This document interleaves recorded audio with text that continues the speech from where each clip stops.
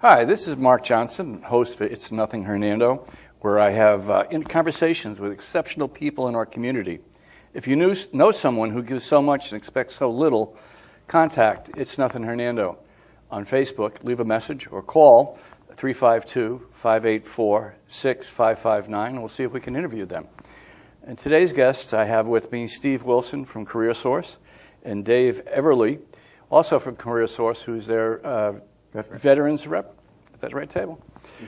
So, Steve, let's talk a little bit about you. Let's have a little history of who you were and how you came to be in Florida. Well, I was born here in 1954 in Dade City. Back then we called it Dead City. There wasn't much going on in Suffering Hills and Brokeville. But I grew up, when I turned 17 years old, I joined the Army after I graduated from high school and spent 30 years in the Army. Came back and moved to Spring Hill, Florida. And that's how I wound up here back in 2003. Were you working at CareerSource in 2003? No, actually, when I first came back, well, I did. I worked there, but as I worked with Gulf Coast Community Care with the drug and alcohol counseling program. Okay.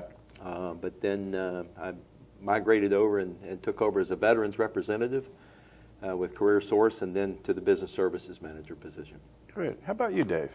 I came down after I got out of college. I wanted to be in the Navy, and I was stationed in Sanford, Florida. Luckily enough, I came to Florida from Illinois, and I said, this is where I want to be. And so I was stationed up when Sanford was a heavy attack base there, and then later got stationed in Jacksonville for light attack, and spent 10 years in the Navy. Got out, worked in the civilian sector in franchise and franchise development with several companies, and came back to Florida when I got through with the civilian career, and I now work at CareerSource with Steve. And one tidbit you had told me is you worked for Roy Rogers and Dale Evans? Well, I worked for the Roy Rogers restaurants, and Dale was a big part of that. He'd come to all the restaurant openings. Right. He made visits to corporate headquarters and got to know him, and he was a very likable guy. He would go around and talk to everybody and wasn't aloof for anything, just a good person. He was generous, too, wasn't he? He was very generous. He was. Yeah. It's a shame because the whole museum he had now was sold and broken off, and all the things that were in it were sold at auction. Well, let's get back to you now. I know you from Kiwanis, Steve, and I know you're heavily involved in that, or at least in your chapter. What does your Kiwanis group do, and which one is that? Well, we're the Adventure Coast Kiwanis Club. You might know that we do our annual, we do the casino night. That's our big, if you want to call our signature event that we do once a year. Is our we raise quite a bit of money in that to be able to help, as you know, our kids in the community and our community activities. This coming March the 2nd, we're going to be having a pancake breakfast that we're sponsoring over at Applebee's on County Line Road, and we'd encourage everybody to try to come out there if you can. As you know, all the things that we do, the benefits go right back into the community. 100% of it. Kids, yeah, 100%. But been in Kiwanis for 10 plus years and haven't regret one day of it. And yourself, Dave? What I do? Yeah. Well, I work with veterans. We work with veterans that come back into civilian life or transitioning out of the service. All services, we deal with all of them. We help them write resumes, make contacts with civilian occupations. Some of these guys have a hard time getting back out of the military because they were just used to taking orders, so we kind of have to help them make the transition back into civilian life and find a job that matches some of the things they did in the service. That's great. Now, CareerSource offers two different kinds of programs. Well, we offer a lot of different programs, but the two areas that we really want to emphasize as far as money that back into the community, right. Tangible money that they can look at is one program is the Employed Worker Training Dollars program, and the other one's the On-the-Job Training program. Well, let's talk about these one at a time, so we don't confuse people. We'll start with the worker training program, the employed worker program. So, what is that program exactly? What it is employers, as you know, training is an ongoing event. We do it from cradle to grave in our everyday life and our business life. I know in the Army I was in for 30 years, 9 months, and 22 days, but who's counting? But during that period of time, we trained from the time I came into the Army until I left the Army. And it's the same way out here in the civilian life. We're constantly doing training to better our company and to better our productivities, and that's what we're all about, is trying to help the employer find out what their needs are and be able to assist them with the monetary value that maybe helps them a little bit to be able to get that training for their employers to make their product Okay, so furtherance. who applies for this, the employee or the company? The employer. The employer. And how, Yeah. how do they go about it? What are the qualifications? Well, they have to, number one, be in Pasco or Hernando, be an employer, and they can apply for it. It's a simple process. They can go on our website, which is www.careersourcepascohernando.com. Click on the employer at the top of the page. A drop-down box will come up, and then you click onto the training and resources. Look at employee worker training there and click on that and follow the questionnaire there. It's a simple process, and we will be glad to assist them with that. And who provides the actual training for the employee? Well, that's the unique part, is the employer knows better than we do where they need to get this certified training. And it has to be certified training. It can't be just like let's get together and have a good time together, but it's a credential-based type training that they're getting a certificate out of it, and it has to be successful completion. So I'll put a plug in. As you know, I have a little program going called T-Vault, where Yep. we're offering skill sets to individuals so they can have entry-level positions with electrical contractors and electricians. At the end of that training, they get a letter saying, hey, they know this skill, that skill, and another skill. Is that sufficient, or would they actually need a certificate? It has to be the USDOL certification. On page 2 of our, there's a whole page, about a page and a half really, of the instructional material that they can look at, and it gives verbatim what the different types of credentials that are qualifiable. And who can apply for this training, or who can be trained? Employers in the Hernando and Pasco County area. So whoever they decide needs training can attend? Yes. And the unique thing is that they can not only do it for one event, but they can look at for the whole program year. And the program year for Florida is, the fiscal year is from 1 July to 30 June. So that whole year they can do a whole path and say, I know I'm going to be doing training in January, I know I'm going to be doing training in March, November, whatever, and they can plan it all out and put it on one request, or they can put in a request, and then later on if they get another training, they can put that request in as well. That's very flexible. Yeah. Are there any restrictions for these programs?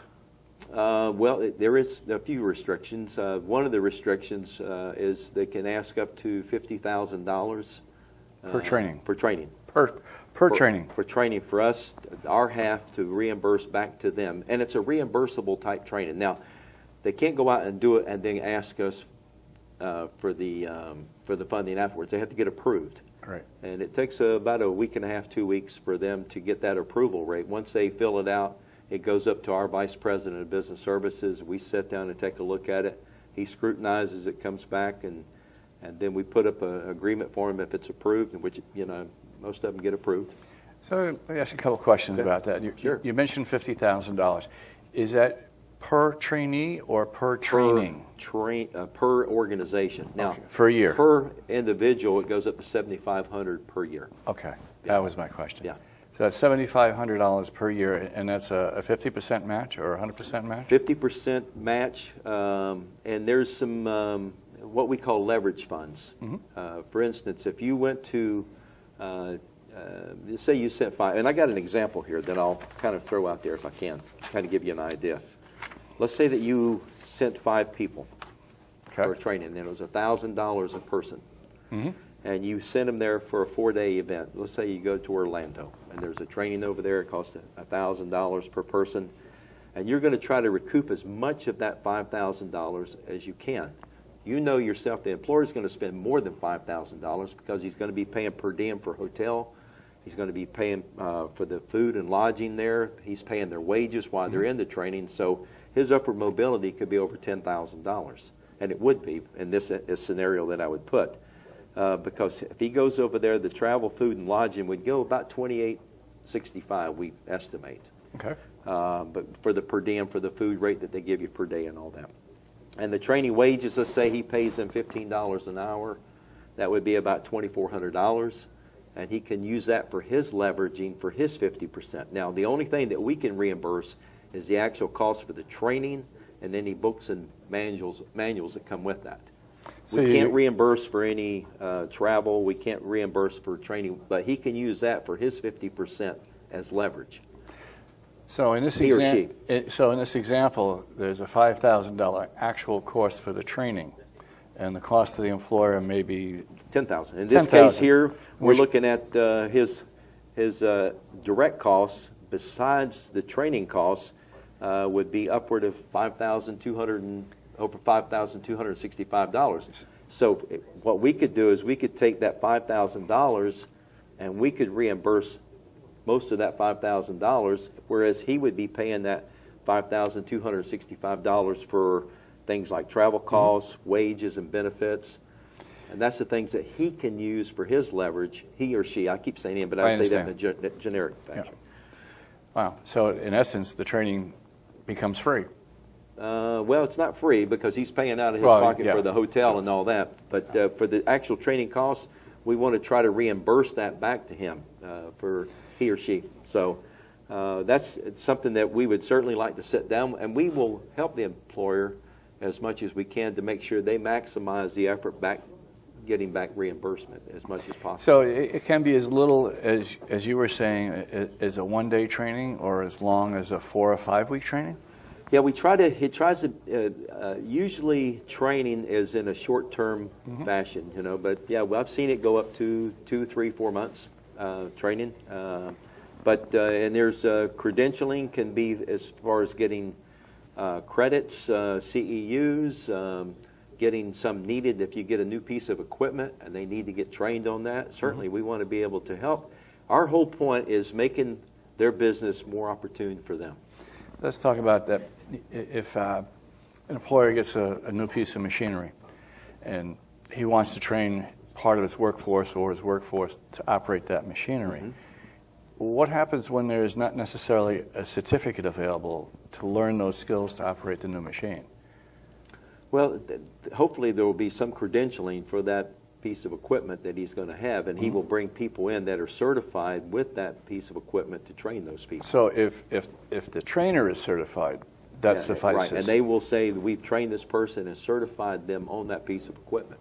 And most equipment is. Most equipment So that they get. let me just go back to my little program. Okay. Because I'm using a master electrician to train skill sets to these individuals, would that satisfy that component of it? If they're getting a certificate showing or some kind of credentialing showing that they've completed that Yeah, course. in which case I was saying like a letter from the master electrician saying that And I would, there Dave again, knows A, B, C, D, and E. There again, I would go back to that page 2 and it specifically really scrutinize. And we can sit down and look at that Yeah, I was just for page by That's page interesting. on that. But yeah, now. Then we have your other program, which is on-the-job training. I guess that also includes the veterans for the OJT. Oh, sure. sure.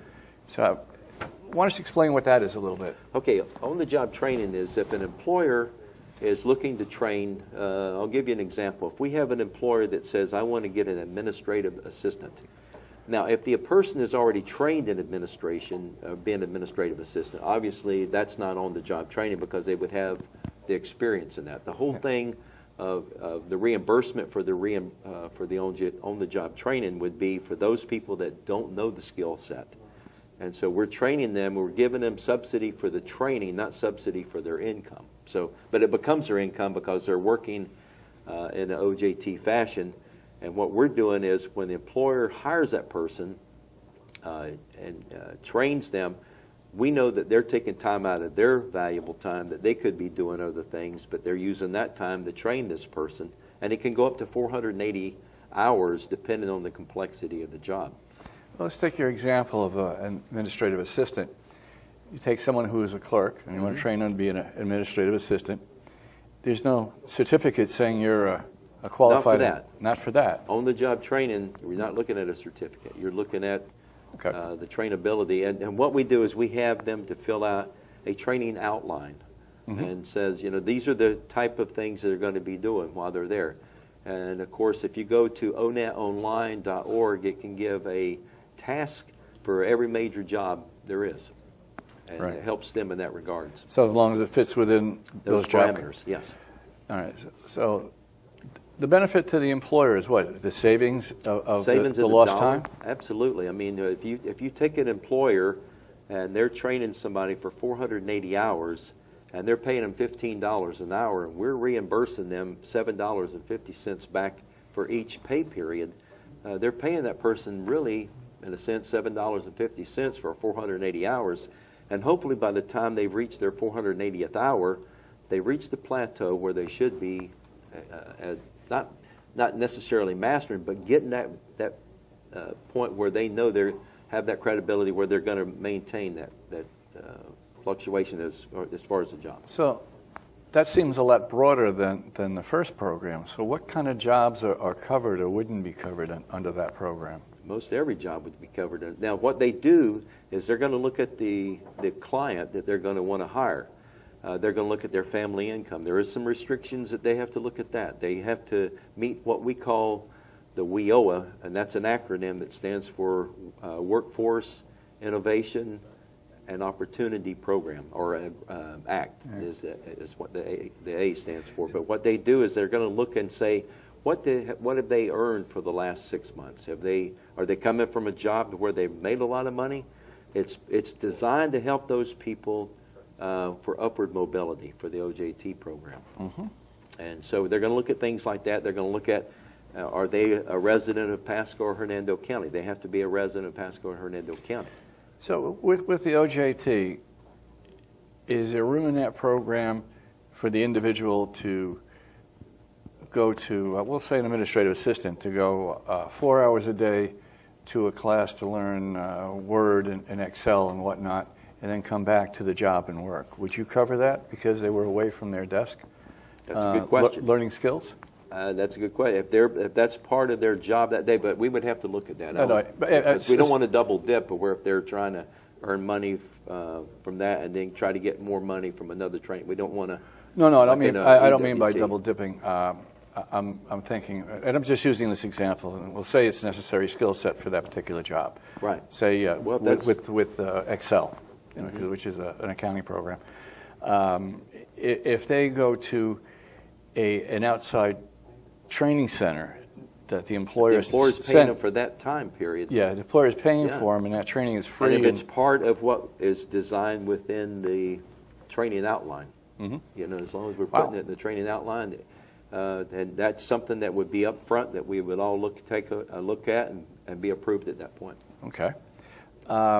Is there any financial obligation? A possibility of being approved, huh? Is there any financial obligation? No. There's for the OJT program, the only obligation they would do is they would be reimbursed. They have to pay up their of course, they would pay them for that week or 2 week or biweekly, whatever it is that they're paying, and then when they would submit their reimbursement back to us, showing that they paid them, show proof of payment, whether it be a pay stub or canceled check or some proof of payment that they paid the individual.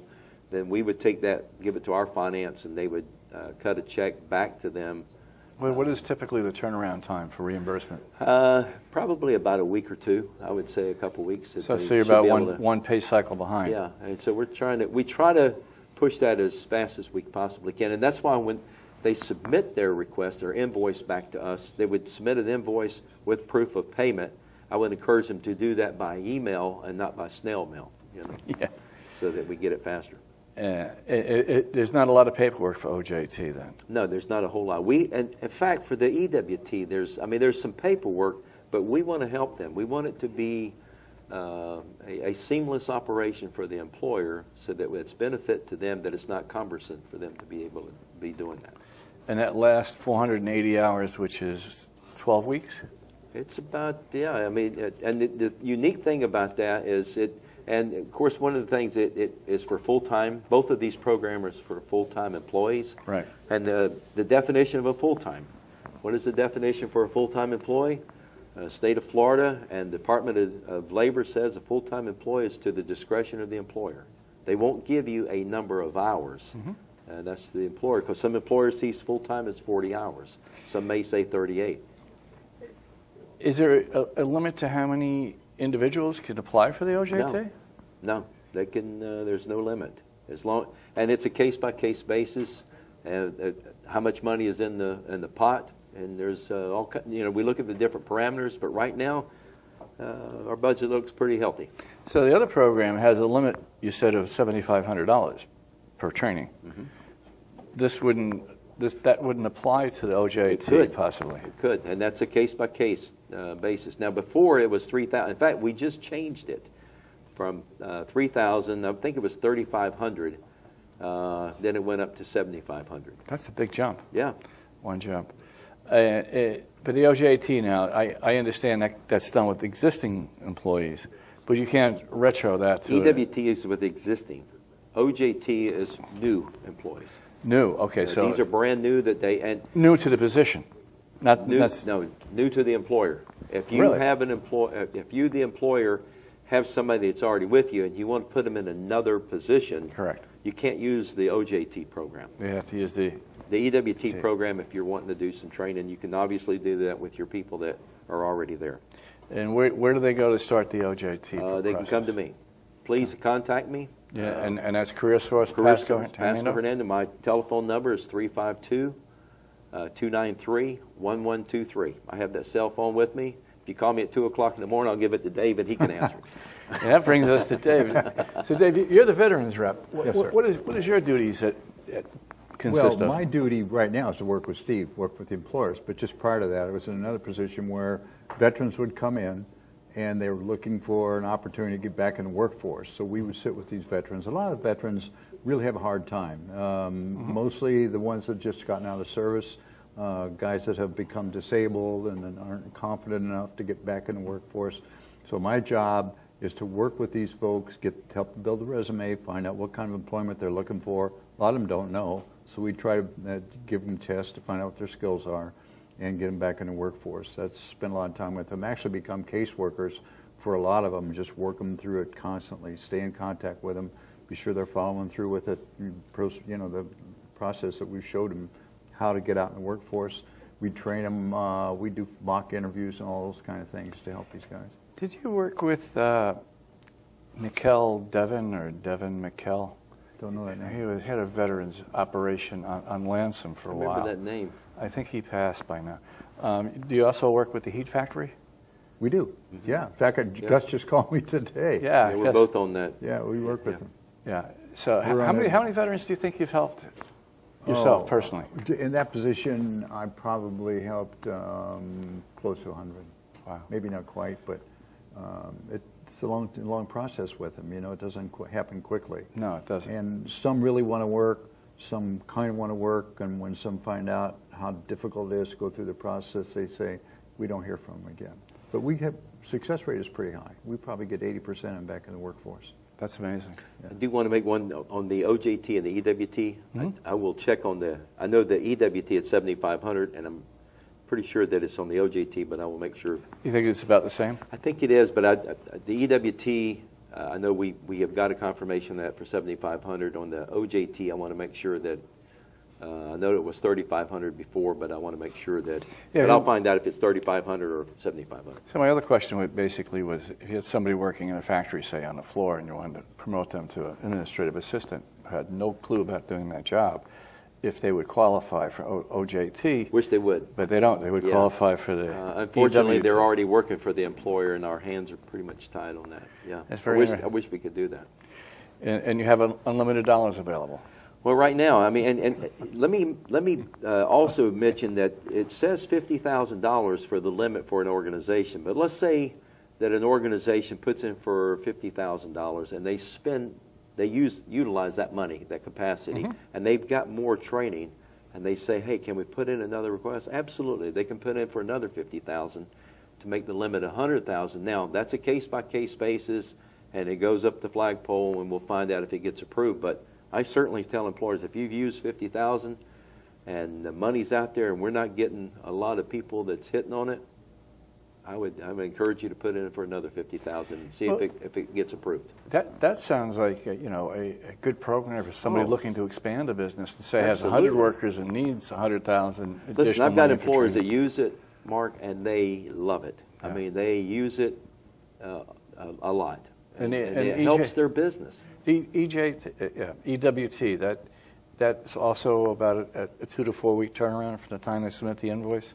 Well, once the Complete training training. is over and they submit, now there's a little bit more paperwork in that involved, but because they have to get, the paperwork on all the people going through the training and all, but you can get it done quickly. Once you get that, submit us for reimbursement.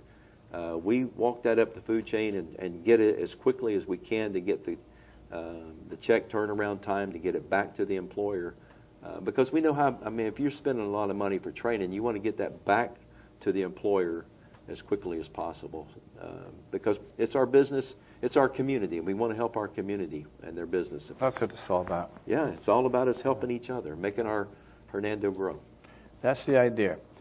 Well, Our business is helping you make the most of yours. yes, Yeah, Dave. With the veteran thing, we encourage all veterans to come in. And there's a group at CareerSource that's screen and talk to the veterans. The ones that don't need help, there's the fellows that work with them, and the ones that have a few other things that are disabled, they're low income, those are the ones that really need help and become veterans that we casework with. But all veterans are welcome to come in, and we'll find out how we can help them. Doesn't matter if they've got... Do you have support groups for different issues with veterans as well, outside of employment? support groups, like HEAT, that's a great example Oh, yeah. right there, and we have several. And I work closely with Tony over at the VA Center, Right. and we put a lot of folks over there to help him to learn how to get all the benefits from the government that they can get. You know what? As a lot of us give back, and Steve and I feel the same way. You know, Yeah. Yeah. we spend time in. How can we help these guys and give back? Another great resource is Jeff Lucas. Huh? Jeff Lucas. Yeah. Oh Lucas yeah, Magazine. yeah, Yeah. absolutely. He's done a lot of amazing work with the He veterans. sure has. Yes, He I'm sure trying to get has. him to come on the show, but his time is so limited. really. I'll get him on one day. Great guy. Yeah, I think so. The CareerSource is great. We encourage everybody to just Yeah. come in and help us see if we can work your way through problems you might be And we having. want to help our employers. Please, get a hold of us. We'd love to help you. Yeah, we need that. I want to thank you. Thank you, you. Dave. Thank you. Thanks, Thank you Steve. for having us, Mark. And this is Mark Johnson, and today I'm going to say happy trails to you. Thank you for watching.